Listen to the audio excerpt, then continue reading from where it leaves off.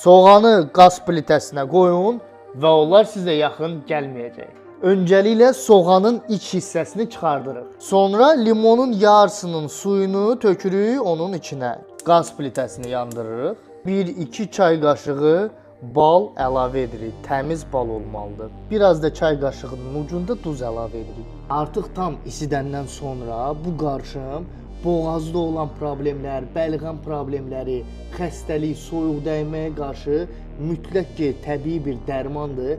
Hansı ki, immuniteti, bağışıqlıq sistemini gücləndirəcək və yaponlar bunu gündəlik qəbul edirlər ki, xəstələnməsinlər. Möhtəşəmdir. Videonu mütləq qayd edin ki, itirməyəsiniz və şərtdə də yazın ki, bu videonu hansı ölkədən izləyirsiniz məni, mənə maraqlıdır və arıqlamaq istəyirsinizsə bir aya 10-15 kilo təbii yolla WhatsApp-a mənə arıqlama proqramı yazın. Bax, mənim izləyicilərim kimi siz də arıqlayacaqsınız.